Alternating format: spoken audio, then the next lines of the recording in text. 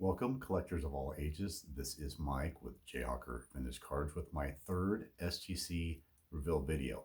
Now, before I get to that, I want to talk briefly on Strongsville. I know some of you probably have Strongsville video fatigue. I didn't go to Strongsville, but I've watched most of the guys that I follow who create content. I've watched their Strongsville videos. And I'll tell you what, I've got to go next year. And I'm already budgeting to go next year.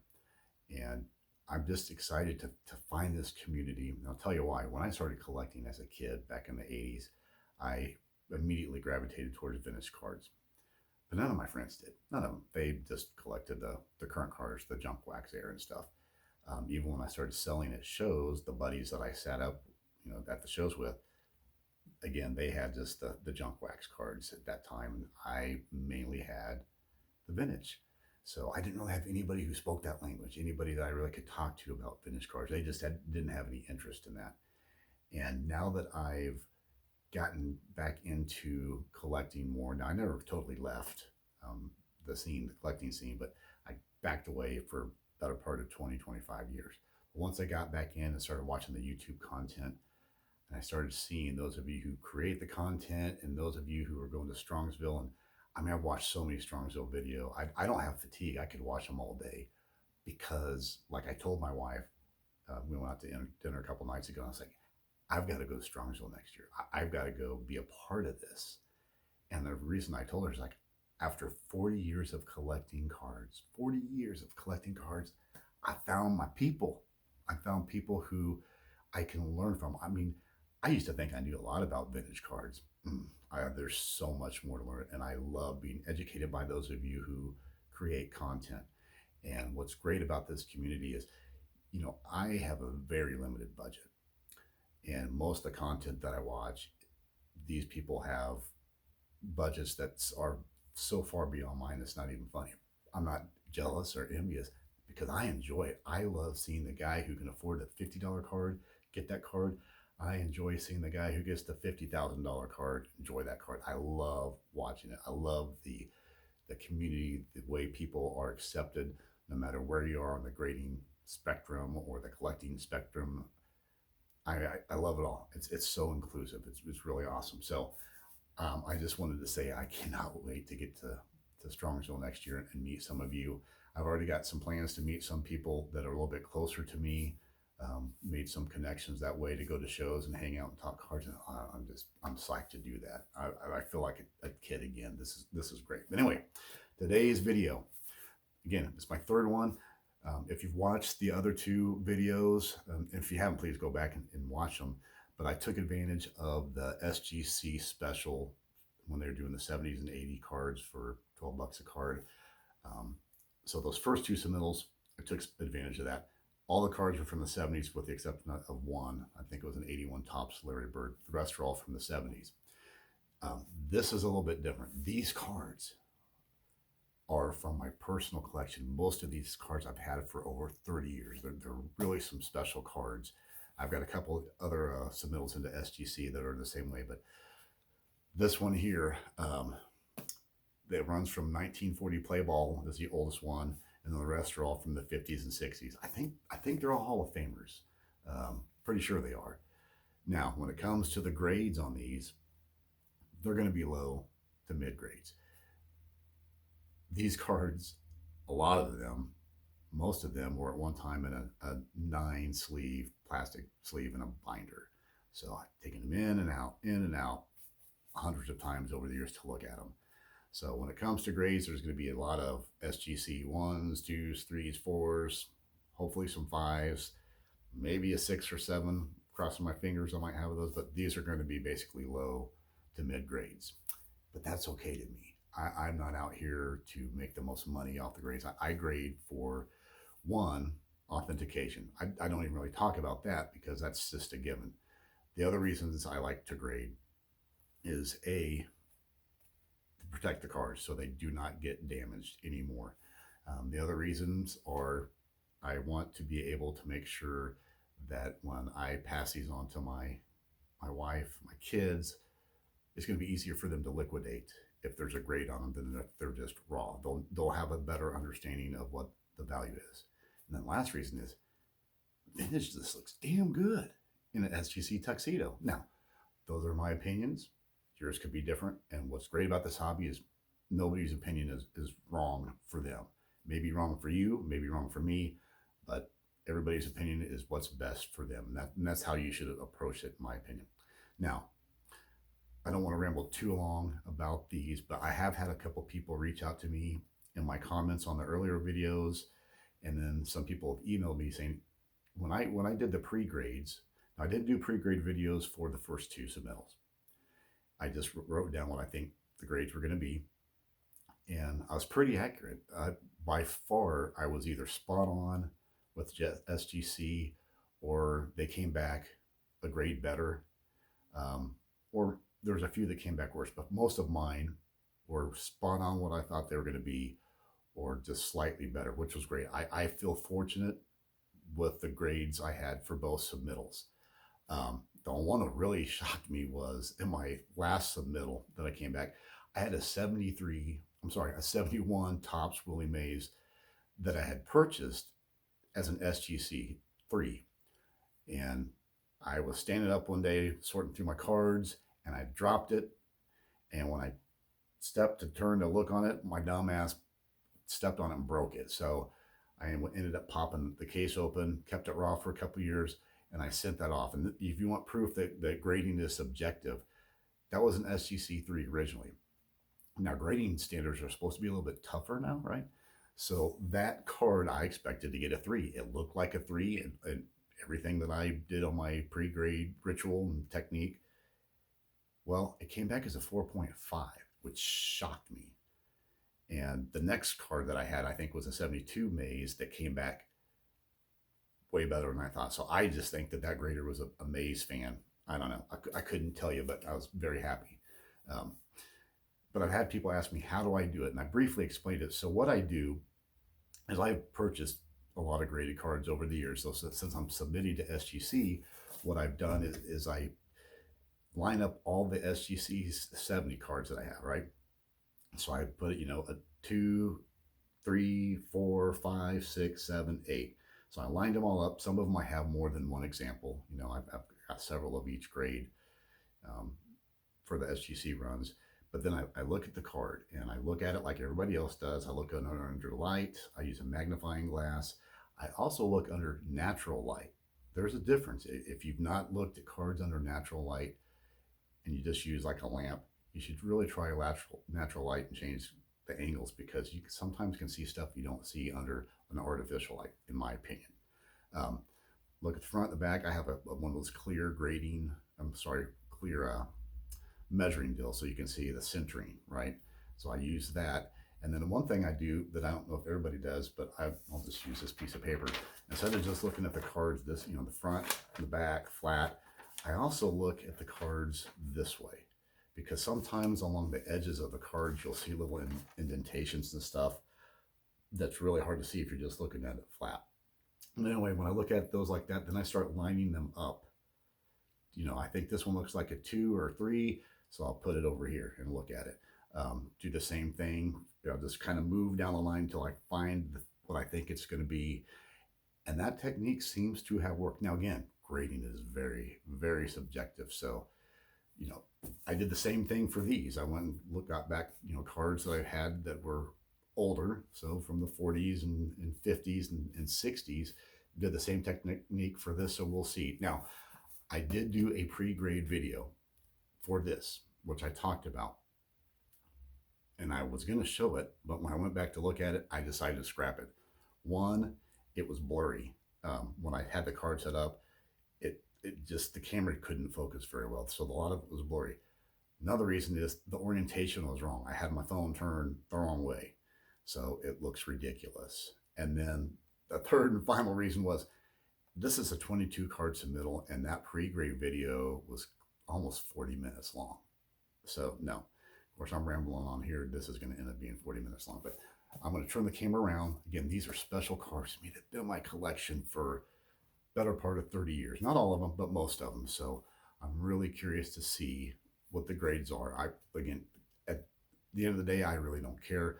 It's almost like a game to see how close I can get to my pre-grade versus what SGC gives me. So I'm excited for this. I'm going to flip the camera around and we will see what the results are. Okay, I've got the cards out of the SGC box in rubber bands. So let's just get right to this. First card is a 1940 play ball Honus Wagner. This one I predicted to get a 3. Let's see what they gave me. 4. A little off center. Beautiful card though. Not a plain days card. I would love to have a plain day card of Honus Wagner. I don't think I will ever be able to afford one unless it's got about 35 holes in it and ripped in half and taped back together. But I can dream, right? So 4. Not bad. Next card is a 54 Topps Ted Williams. This one I have predicted as a 1.5. There's almost there's like a tear that went through right here. I don't know if you can see that or not, right above my finger there. This one I'm predicting to get a 1.5 because of that tear, because you can see it on the front too. So let's see what they gave me. That's kind of shocking. In fact, you can see it right there. And it looks like it goes all, I can't believe I got a 3. I thought 1.5 was optimistic. I thought I had a good chance to get a 1. The coloring's good on this card. Centering's really nice. I don't know what to say. I mean, that's definitely, I mean, you can see it there and you can see it on the back. I mean, it looks like when I held it this way, you could see that it looked like it went through. But hey, if they're going to give me a 3, I'm not going to send it back and say, hey, give me a 1.5. That's for sure. Oh, grading is so subjective. All right. Next card, 54 Topps Jackie Robinson. So see if I can get the camera to not be so blurry. This one I'm predicting to get a 4. And 3.5. This one has a little bit of the dreaded snow that I know will eliminate it from most collectors. Obviously, I had this card for many years. It's off center. The corners actually aren't too bad. I'm sure I bought this back when I was a teenager, and back then corners were more important to me than centering, and I didn't really think about the registration as much. But so this one's slightly worse than I predicted by half a grade, but I'm still in shock over that Ted Williams, to be honest with you. All right. Next card is one of my favorite cards. I just think this is a beautiful card. It's a 1955 Topps All-American Jim Thorpe. This one I'm predicting to get a 3. There's some corner wear on this one, but let's see what they gave me. All right, they gave me a 3. Now isn't that just a beautiful card? The registration's pretty good on that one. There are some corner issues on this.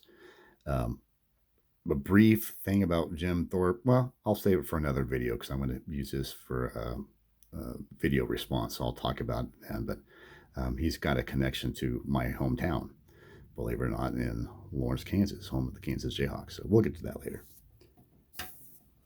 All right. Next card is a 55 Bowman Willie Mays. Let's see if whoever graded these was a fan of Willie Mays, like the guy on my last submittal who overgraded, in my opinion, some of the Mays cards I had. This one I am predicting to get a 4. And 3. It's definitely has some corner stuff. Centering is not bad, but the corners are pretty rough. But I predicted it was going to get a 4 based off of some other SGC 55 Bowmans that I had that were 4s, and this one looked right along that one. But it's not that. A lot of people don't like the 55s. To me, this set screams the 1950s. It just does. I mean, the 50s were when televisions just exploded across America. I think in 47, the World Series was televised for the first time, and there's only like 100,000 households that had TVs. I mean, pretty much everybody had a TV by the 55 season. And I mean, that screams the 50s television. I mean, that was the big invention, the big media thing that just blossomed.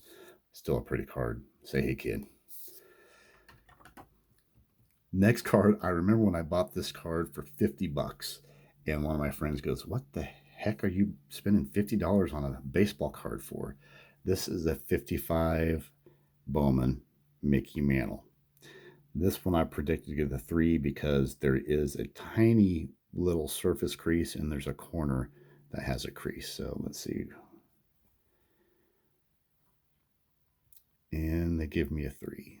So I'm happy with that. I mean, just looking at that, I think the maze is in better shape. This one has far worse corner than any of the maze, and there is a little crease. I can't remember what it is. I think there's a tiny little surface crease right at the top. I've heard people say they don't like this card. I think they're nuts. That's a beautiful card. I mean, he's young, he's in his prime. How can you not love that card? I got to put these two side by side because, I mean, maybe they'll all fit in here.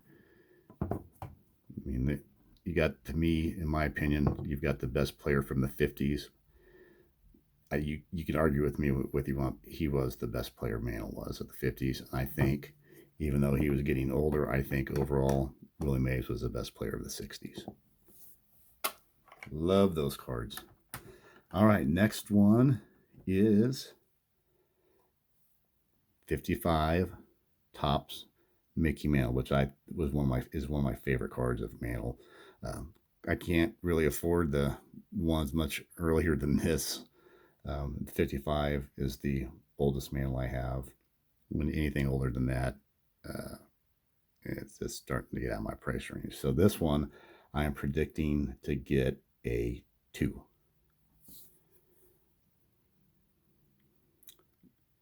And they gave me a 2. I was almost afraid they may think it was too rough. There's not any huge creases, but there are some surface creases on this one. The coloring is beautiful. That's just a gorgeous card. Love it. Next card is a 58 Topps Clemente. This one definitely has some, well, you'll see when I get around to the front, but it's actually pretty sharp corner-wise. So I'm predicting this one to get a 3. And they gave me a 2.5. I don't know if this, you can really see it, but it almost looks like someone took a pepper shaker and put it all over the card. There's a bunch of little black dots. The centering is actually not horrible, and the corners are pretty sharp, and there's not any surface creases. So I was hoping to get a 3, but they must have not really liked those little pepper dots all over it. Okay, next card is the card that pretty much everybody has. If they have a Mickey Mantle card and I only have one, this is normally the one they have because I think it was triple printed. This is a 58 Topps All-Star Mickey Mantle. I think this is probably the first Mantle I even got. And I think this one is going to be a 2.5. It's a little bit off center and the corners aren't the greatest. And there were, on the front, there's actually some surface scratches that I could see. Under the natural light, I could see them better than the artificial light, which is one reason I look at that. But I predicted a 2.5. Interesting. They gave me a 4.5. I don't know if you can see those. See, it's hard to see them under artificial light. But there are a few little surface scratches on this one. 4.5 is great. That's 2 grades higher than I thought it was going to be.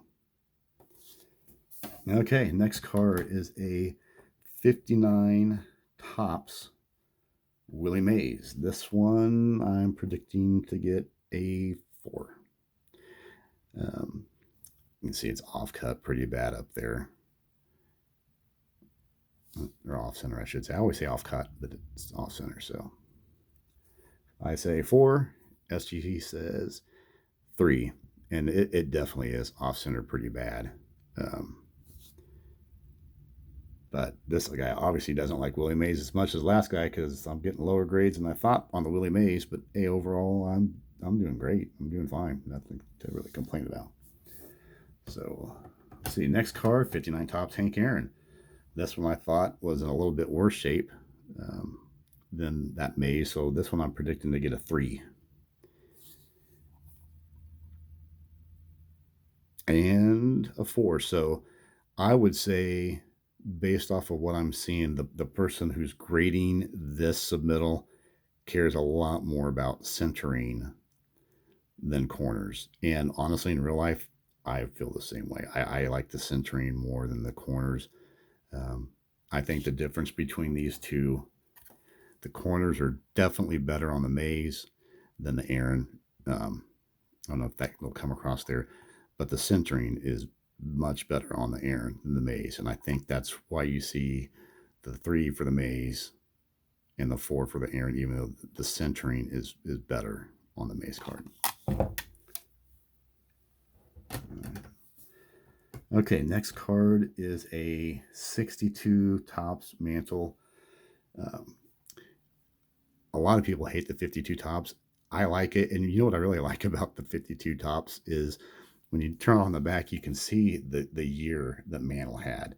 Now everybody knows Maris won the MVP with the 61 home runs, but I will argue that Mantle was better that year. Look at the number of runs scored. Look at his on base percentage. He was hitting um, just amazing. And I think that if he wouldn't have gotten injured so much throughout that year, he very easily could have broken the record. This card's a little bit rough, so I'm predicting it to get a 2 and a 3. So, real briefly, I want to talk about a set that was so maligned when it came out. And some of you have been collecting for a long time. Remember the 82 Topps Kmart set, the MVP set? Everybody just made fun of that set, ridiculed it because it was everywhere, it was cheap. But you know what it really did for kids my age? It gave us a glimpse at vintage cards. And this was a card in that set. Not the most flattering picture of Mickey Mantle. Registration on that one's really good. But those cards in that, they basically reprinted and had a different design around the, you guys know what those sets are.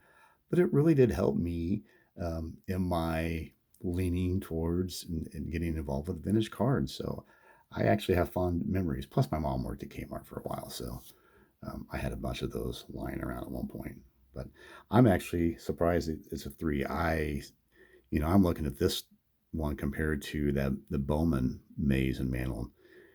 I mean, this one's got some really rough corners.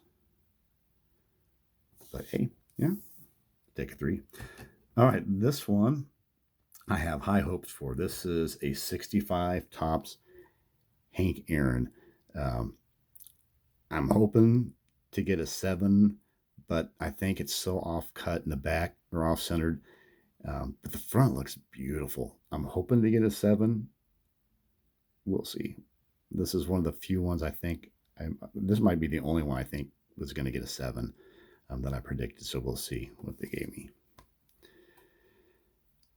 They gave me a 6. So, I mean, if you look at the front of that card, is that not beautiful? Absolutely stunning. I mean, the centering is pretty good. It's a little off center.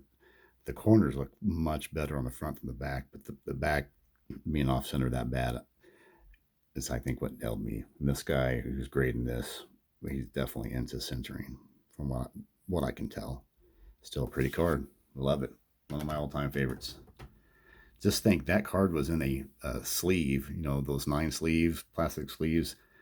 And I probably took that card out a gazillion times, which is probably why it is a 6 rather than a 7. All right, next card, 65 Topps Mantle. This one I'm predicting to be what did I write down? 3. And a 3. So, pretty nice. If you look at the back of this card, I'm one of those nerds who always looked at the back. You can kind of see Mantle's stat line there.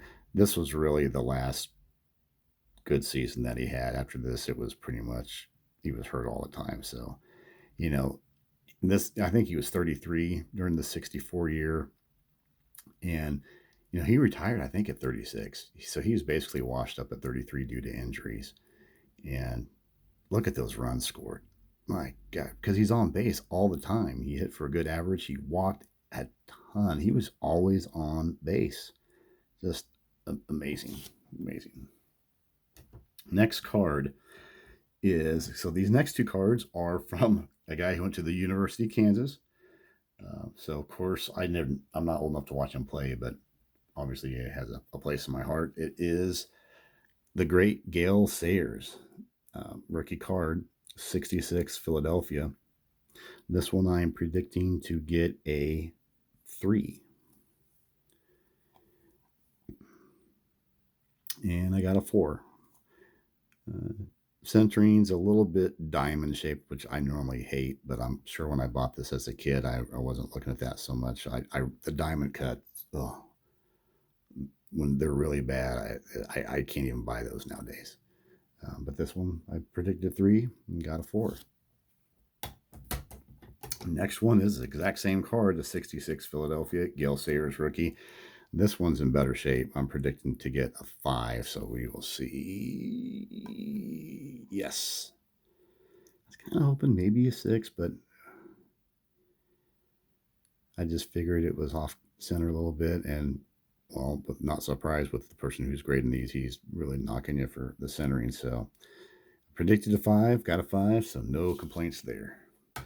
All right, I got to write some of these down here.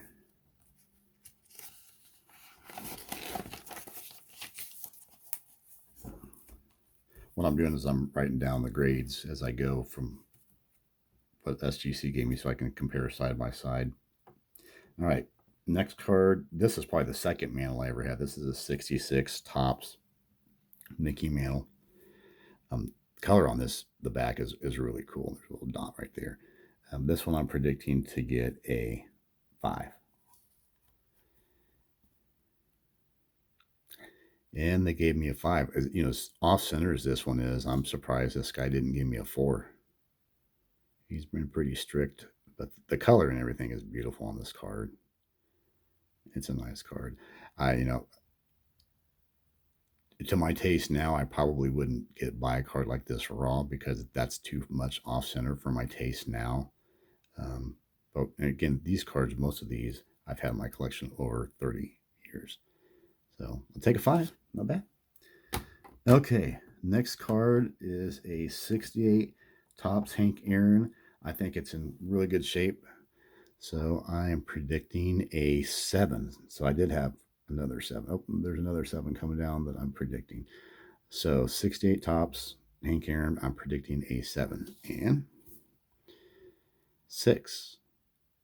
Oh, huh. I just noticed something. This one they're saying is a Milton Bradley. Interesting.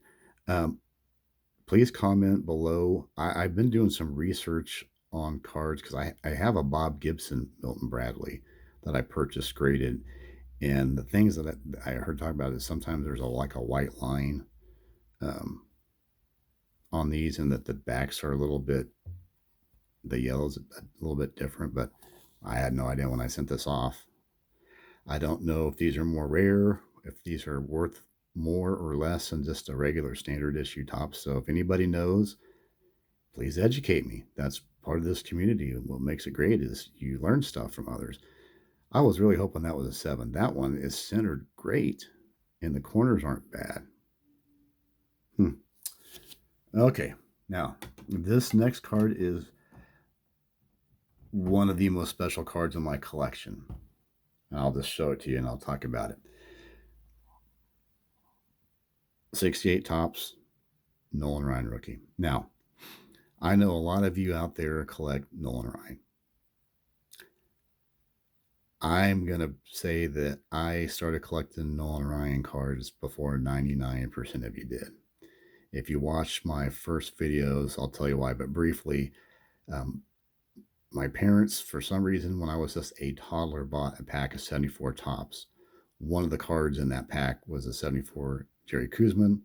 Another card was a Nolan Ryan. Those were in my toy boxes for years. Well, they bought me some cards in 1980 for Christmas as stocking stuffers. They bought me a couple packs of football, couple packs of baseball. One of the packs, or I'm sorry, one of the cards in the 80 Topps pack of baseball cards was a Nolan Ryan, one of the most badass cards you'll ever find. Well, when I started collecting in 82, my friends, everybody collected George Brett. And I was like, well, I got to find somebody to collect because I like to be a little bit different than everybody else. But everybody in my area collected George Brett. Well, I went to the Woolworths, bought a couple packs of cards down at the Woolworths. First pack, 82 Topps, Nolan Ryan. Now, my dad had taken me to an Angels game versus the Royals in Kansas City when Nolan Ryan was pitching. We had good seats, and we sat pretty close to behind the dugout. And when Ryan was pitching, my dad, was paying attention to him probably more than I did. And he's like, Mike, do you hear that? I'm like, well, what? He's like, it sounds like he's making a noise or something. And some random dude just turned around and said, yeah, that's Nolan Ryan. He grunts when he pitches. So then I got really excited and thought that was just the coolest thing. I'd never heard that. And of course, I focused on that. Well, of course, getting back to the present day of 1982, another pack in that Woolworths, I got an 82 highlights Nolan Ryan. So I said, hey, I know who he is.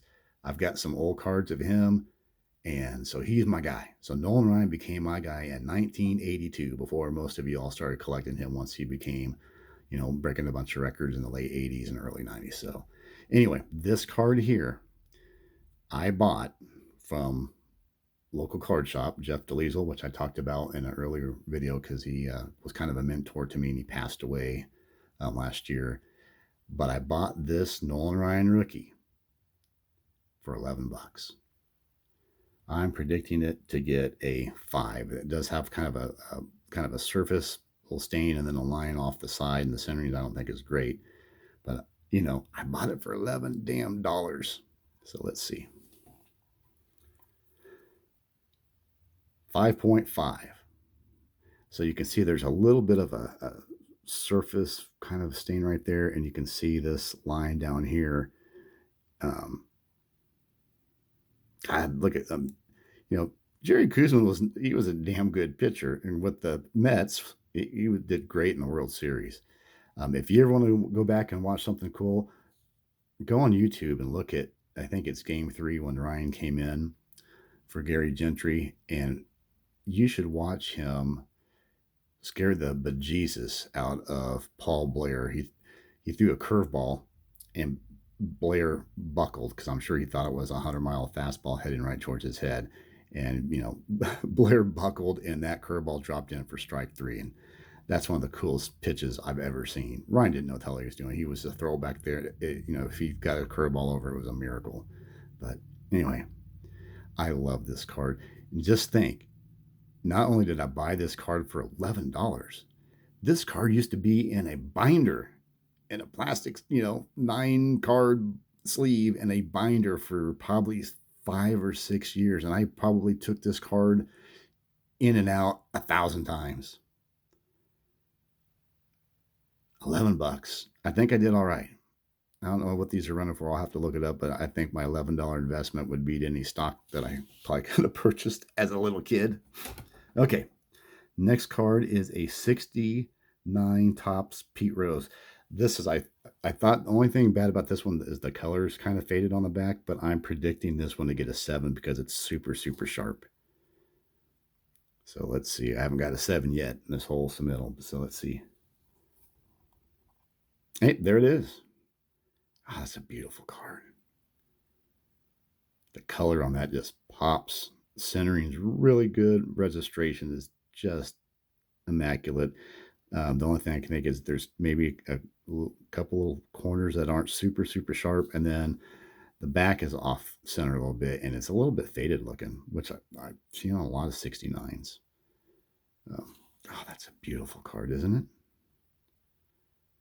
That's another card that I would have had. Most of these cards I had in freaking plastic sleeves and binders. Wow. I tried to take care of them back then the best I could. All right, next card. Guy you might have heard of, Reggie Jackson. Not very popular around Kansas City, but I was kind of secretly a fan. I mean, when I first started learning baseball and watching baseball was the playoffs in the 70s between the Royals and the Yankees, and the Yankees would always end up beating the Royals. And this guy had a lot to do. Although, go back and watch George Brett. That damn guy just killed the Yankees. I mean, he was the Yankee killer. Anyway, I'm predicting this one to get a 4. Reggie Jackson rookie. Ooh, all right. 5.5. Again, the centering on this one's not bad. Little corner issue there. And it's a little off center. That's a pretty card. All right, the last card of this submittal. Let me write these down, a couple here. This is another one of my favorite cards. And this is a second year Nolan Ryan, so 69 Topps. I bought this card for $9 back in the day from the same guy.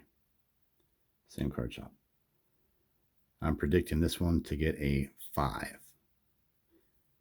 If you notice the color on the back of this one versus the Pete Rose, you can notice this one's a lot darker. But it does have some more corner issues, definitely. So let's see what I got. A 5. I look how young he looks. Isn't that just an awesome card? Centering is really good. You know, looking at it now, I think there's like a little surface dot right here. You know, one of those little ink things. Looking at this one, the registration, it looks just a tiny bit blurred. Maybe not so much on the camera, but in real life, could be my eyes. And, you know, looking at it, you can really tell in the SGC, you can really see it's kind of diamond cut a little bit on the edges there. It's still one of my favorite cards, and for the price I paid for this, I think I did all right again. All right, so that's. I'll just leave a couple of these up here real quick while I add these things up here to see how I did with my pre-grade predictions versus what SGC gave me. So that was, again, a 22 card order. Okay.